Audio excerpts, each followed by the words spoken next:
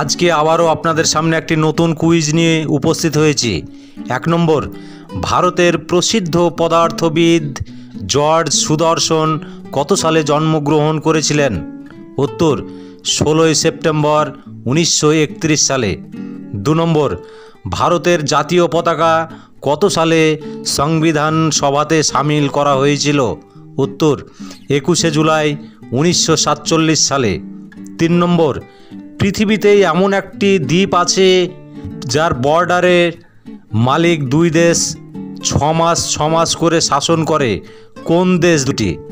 উত্তর ফ্রান্স ও স্পেন।